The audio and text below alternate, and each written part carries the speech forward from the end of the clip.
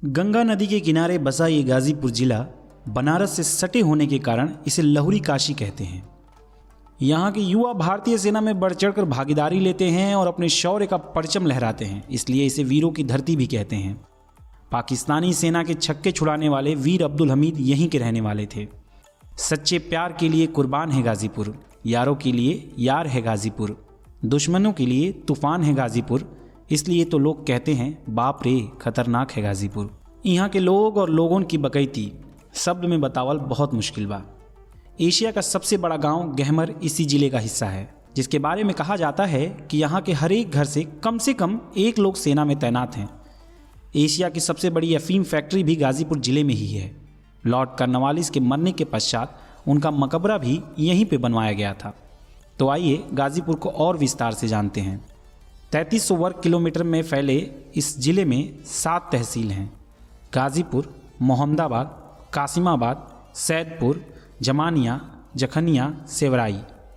इस जिले की जनसंख्या लगभग 36 लाख है, जिसमें 18 लाख पुरुष और तकरीबन 17 लाख महिलाएं हैं। गाजीपुर के लोगों ने शिक्षा के महत्व को बहुत समझा और जिसके बदौलत इसकी शैक्षणिक दर 85% है।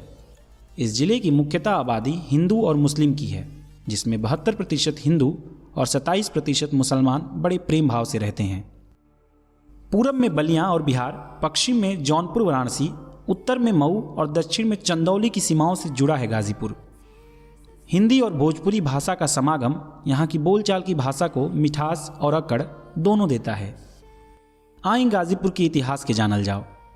वैदिक काल में गाजीपुर घने वनों से ढका हुआ था तथा उस समय यहाँ कई संतों के आश्रम भी थे। उस समय इसका नाम गांधीपुर था। इस स्थान का संबंध रामायण से भी है। कहा जाता है कि महर्षि परशुराम के पिता जमदग्नि यहाँ रहते थे। मुगल काल में गाजीपुर की स्थापना तुगलक वंश के शासनकाल के सैयद मसूद गाजी ने 1330 में की थी। ऐतिहासिक दस्तावेजों के मुताबिक गाजीपुर पृथ्वीराज चौहान के वंशज राजा मानधाता का गढ़ था। राजा मानधाता दिल्ली सुल्तान की अधीनता को अस्वीकार कर स्वतंत्र रूप से शासन कर रहे थे।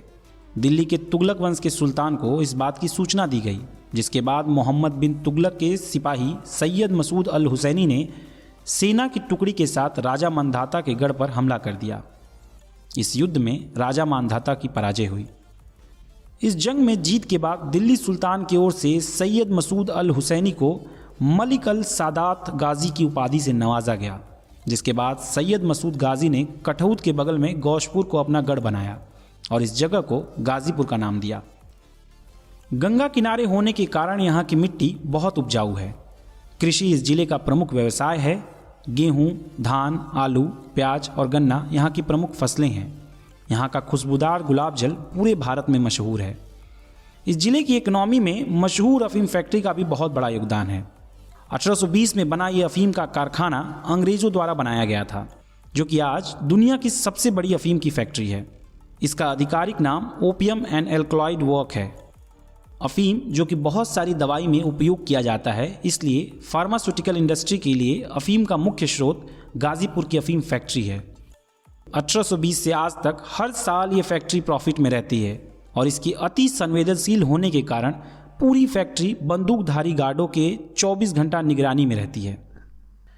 खान पान में यहाँ की एक चीज़ नहीं बल्कि छोटी बड़ी दुकानें इतनी फेमस हैं कि शहरों के महंगे महंगे होटल इनके सामने पानी कम चाय हैं। यहाँ पे पंडित की चाट के चटकारे और चुन्नू की चाय का नशा आपको दीवाना बनाने के लिए बहुत है। यहाँ पे खान पान के लिए अग्रवाल होटल काफ़ी मशहूर है, जिसके लजीज व्यंजन खा के पेट तो भर जाए लेकिन दिल नहीं भरता है।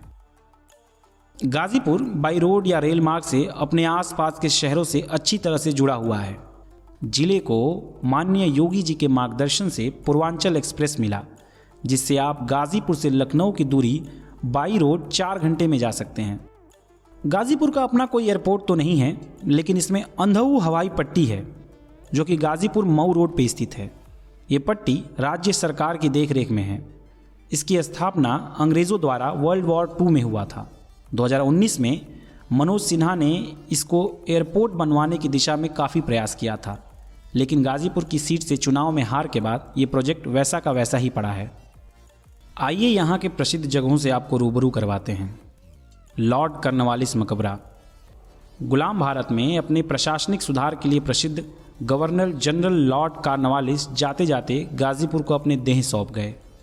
नगर के गोरा बाजार में उनका भव्य मकबरा जनपद का सबसे प्रमुख पर्यटक स्थल है।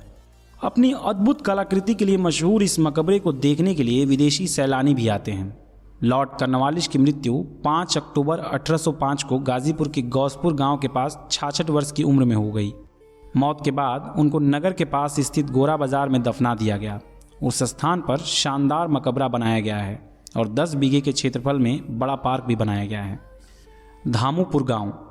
आप सोचेंगे कि कोई किसी जिले के गांव को क्यों देखने जाएगा, तो आपको बता दें कि ये वही गांव है जहां पे परमवीर चक्र विजेता वीर अब्दुल हमीद ने जन्म लिया था, जिनका पूरा नाम वीर अब्दुल हमीद मसौदी था। वीर अब्दुल हमीद 1965 के भारत पाक युद्ध के दौरान खेमकरण सेक्टर के असल उत्ताड़ में लड़े गए युद्ध में अद्भुत वीरता का प्रदर्शन करते हुए वीरगति को प्राप्त की, जिसके लिए उन्हें मरणोपरांत भारत का सर्वोच्च सेना पुरस्कार परमवीर चक्र मिला। शहीद होने से पहले अब्दुल हमीद मसौदी ने मात्र अपनी गन माउंटेड जीप से उस समय सबसे खतरनाक और अजेय समझे जाने वाले पाकिस्तान के 8 पेंटन टैंकों को नष्ट किया था। 1984 में बना यह मंदिर आदिशक्ति माँ भवानी दुर्गा माता को समर्पित है। पुरानी मान्यताओं के अनुसार माँ कामाख्या को सिकरवार वंशीय राजपूतों की कुल देवी के रूप में बताया गया है।